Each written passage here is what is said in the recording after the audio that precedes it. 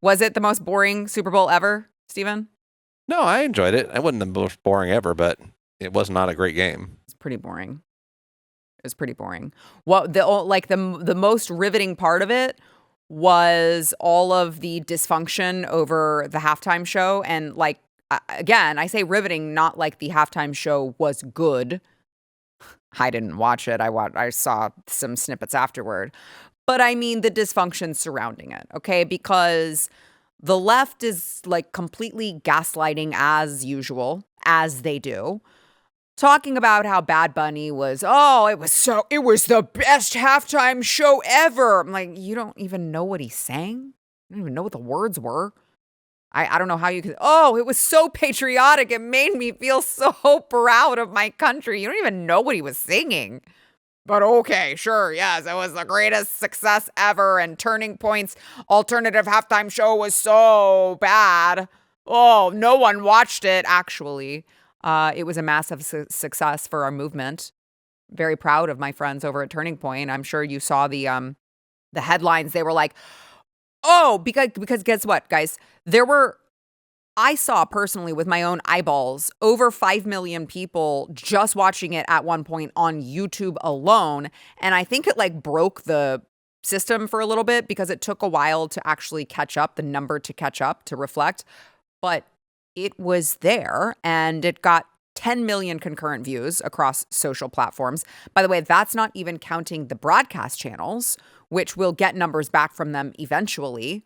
But the actual TV broadcast channels, that number is not reflected in there. The YouTube views are up to 20 million now.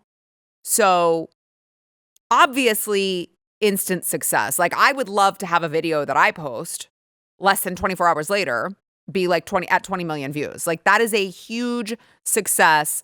Be that as it may, the left is like, actually, let me tell you why they totally failed. Nobody wants to be proud of this country. Nobody cares about God and family and country. Actually, there are a lot more of us than you think.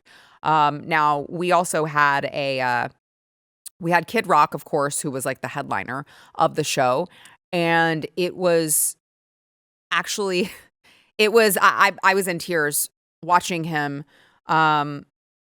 He wrote a song about Jesus and giving your life to God, actually. And it was amazing. I wish I could play it for you without getting a copyright strike. But it's felt like a subtle homage to Charlie. Just really, really great stuff. So look at him. And I mean, I encourage all of you guys to go over to the Turning Point YouTube channel. Again, I would play it for you right here, but I don't want to get a copyright strike. Go over to Turning Point's YouTube channel and just go listen to him sing that song. Like you can download it. I believe it's available for download now. It's a new song, but listen to him perform it live and hear the conviction in his voice. It was just really, really beautiful to see. And it just made me think of how many people have rededicated themselves to Jesus Christ after what happened to Charlie, because as we all know, what Satan intends for evil, the Lord will use for good. It's so incredible to see. I'm not the only one who felt that way. Apparently, let me give you some of the reaction. I watched the Turning Point USA halftime show. It was honestly beautiful. No screaming, no division, no tearing people down. Just music, reflection, and a reminder that redemption is real. People can hate all they want, but Kid Rock literally wrote and performed a verse about Jesus. God restores broken people. That's kind of the whole point of the gospel. I'll choose grace, growth, and unity over outrage every single time.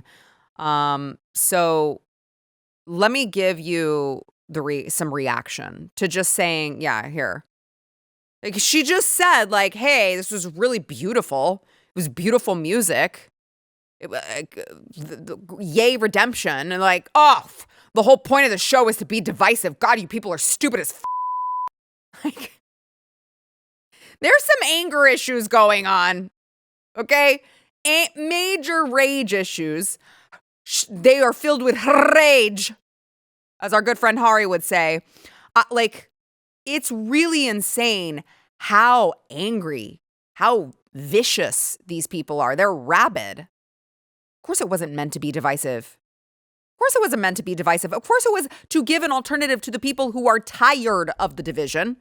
By the way, you'll notice the same people who are like, oh, that's so divisive. Why would they need to have an alternative one? Do they not like brown people? No, recognize they're calling that show divisive. The same people who think it's totally fine to sing a black national anthem at the NFL. Like they're still doing that. I regret to inform you that is still happening in the NFL in the year of our Lord 2026. The Black National Anthem, what, by the way, sung by Coco Jones. Steven, any bells? Love Coco Jones. Really? Big Coco I love her Jones whole fan? catalog. Really? Yeah. I'm just finding this out for the first time. Yeah. My husband. They're all good. So good. Big Coco Jones fan. Don't ask me to ask them because I couldn't pick. Yeah, give me like your favorite song of Coco Jones. The Black National Anthem. I walked into that one. So it's like, oh, okay. Yeah, you guys really hate division. Really hate division. What says unity more than needing an entire different national anthem for a different race? I can't think of anything more divisive than that. Like the national anthem is already for everyone. You don't need another one. It's caked into it. And they still need another one. So, they've been trying to, God, Stephen and I were talking last night about how the NFL is just almost completely unwatchable. Like, it's just almost completely unwatchable. The way that they think that they're going to end racism by putting the words end racism on the helmets or like in the end zones. And then they're like, we did it. We did it, everyone. Pack it up. We ended racism because we put these words on our helmets and now racism is cured. It's just getting ugh. Like, I don't like it to be on in my house most of the time. I don't I hate that it is a tradition to watch the NFL. Love college. But the NFL has just gotten so gross in your face. We hate our consumer. Like, we hate the people who show up and watch us every single week, who buy our merch. We actually hate them. And because we hate them so much, we want to give them a halftime show that caters to a completely different area of the world. Like, I cannot think of a halftime show, I'm about to get into it, that would spit in your face more than this one. So I want to talk about it. Let's throw up this headline. Bad Bunny delivers a love letter to Puerto Rico at Super Bowl halftime. Oh, that's so sweet. Now, before any of you are in my mentions about how Puerto Rico is actually United States territory and therefore he's not giving any sort of American hate, what I would tell you is, I wish we had the video of it. Maybe we can put it up here, of Bad Bunny and like the montage of all of these different flags that they're waving. That's like all of these other Latin American countries. And I'm like, why are we doing this? All of these other countries now. So now the NFL is supposed to represent all of these other countries. All like, Stephen, why? I don't know. The one thing on the Puerto Rico thing that I just can't get over is, you remember, like, he was like at one point said he wasn't going to perform in the U.S. because he was worried like that ICE was going to come get him. Yeah, that was just bullshit. I know, but it's like he's from Puerto Rico. No. It was because so ICE could come get his fans. Oh, okay, whatever. Which, like, if all of his fans are illegal, I don't think he needs to be performing at the halftime show. But one of the things that you had told me was that, like, Roger Goodell, he's got all his consumers in America. And so now he's going to just lean into this, like, we just love all of these Latin American countries. Yeah, it's just, I mean, I compared it to the Rhino GOP that is just like, they just don't care because they know that you're going to come back and watch. And like, so it's just like, I'm going to go do this other thing and we're going to make it global and, whatever. Right.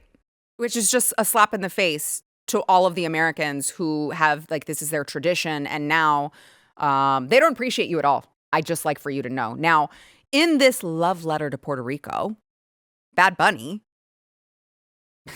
you tell me if this is like a good representation of Puerto Rico. He was dancing in front of a bodega,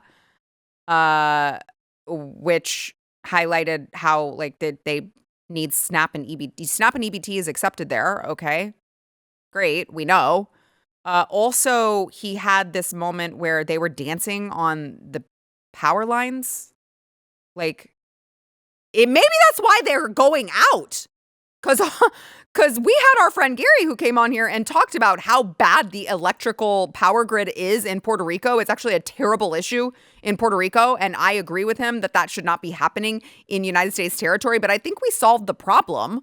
You shouldn't dance on that. You shouldn't twerk on power lines. That's a bad idea. First of all, that's very dangerous. Second of all, your power could go out.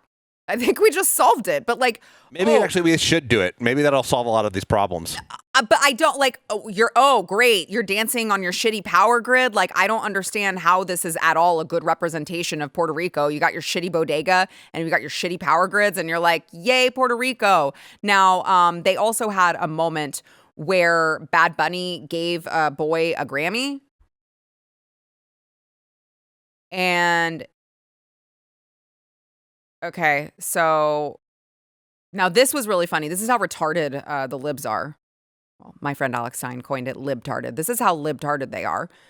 Liberals were like, oh my God, remember that 5-year-old boy who, of course, I would say had to be rescued by ICE because his dad just ditched him when ICE showed up. His dad was like, every man for himself, go. And he just left him. He abandoned his own son. And the libs were like, oh my God, ICE is arresting a 5-year-old. His name was Liam Ramos. And the libtards were like, oh my gosh, here, Ed Krasenstein, libtard number 1. He's, oh my God, this little boy was Liam Ramos. Amazing, because all brown people look the same. Morgan Freeman, OMG, the little boy who Bad Bunny handed his Grammy to at the Super Bowl was Liam Ramos.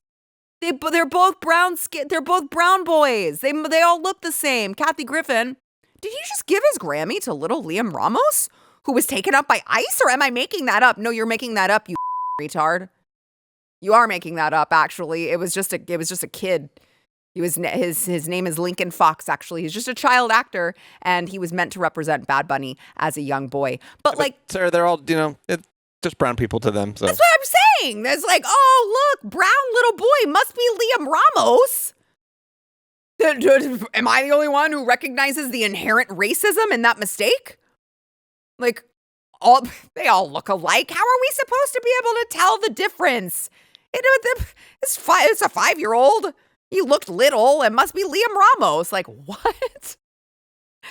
By the way, after the performance finished, there was an epic ad for ICE. Like, it was a really, really good ad to join ICE. So I hope they get some recruitment from that.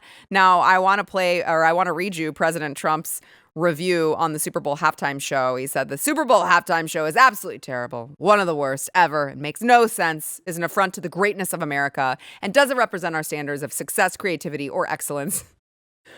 Nobody understands a word this guy is saying, and the dancing is disgusting, especially for young children that are watching from throughout the USA and all over the world. And it was, by the way, there were men gyrating on top of each other. I'll spare your eyeballs, and don't worry, you didn't miss much.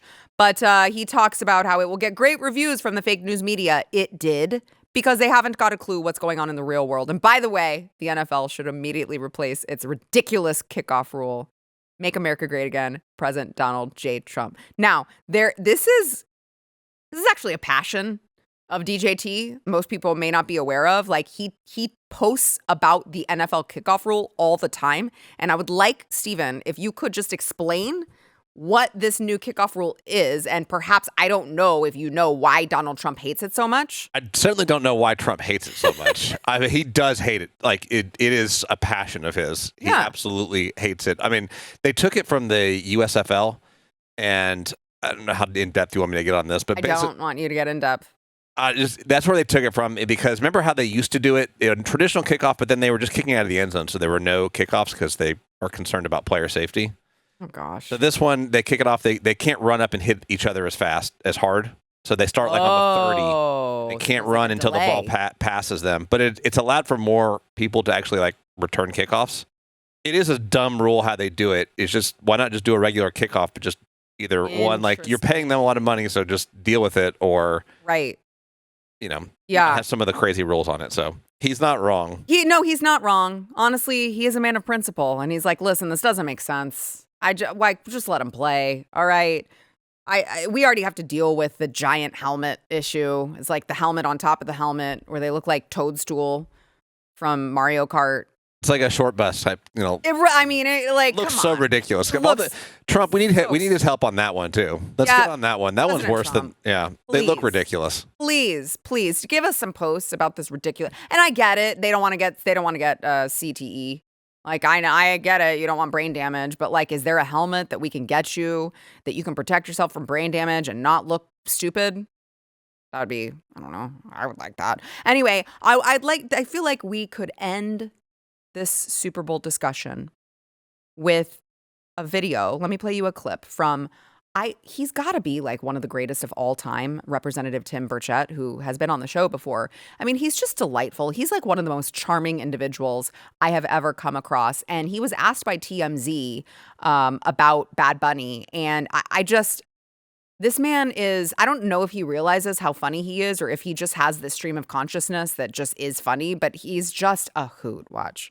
Dude, I wouldn't know if Bad Bunny walked up here and asked me for if he could borrow my cell phone. I really don't know who he is. I used to have a Bad Bunny. I had this Flemish giant rabbit. His name was Flop. He had one ear that flopped over. Oh, nice. And I always remembered, and somebody had another Flemish giant and they wanted to breed it. And I said, well, let's go easy on that. So they bring the dadgum thing over. It was Christmas Day. I'll never forget this. And Flop and this other his name was Caramel. I say caramel, that aggravates my wife, and so I keep saying caramel. And so Caramel, we put it in the cage beside it, and they're getting to know each other. Put them together. It's true what they say about rabbits, dude. Oh. Yeah. And my nephew was like, Uncle Tim, what's Flop doing to Caramel? And I go back in the house, dude. It's not my job to give the sex talk here. Oh my God. And then about a week later, Flop died of a heart attack. So what do you know? I guess he died doing what he loved. It's just so funny. Oh man, we need to get him back on the show soon. He is just quite a character.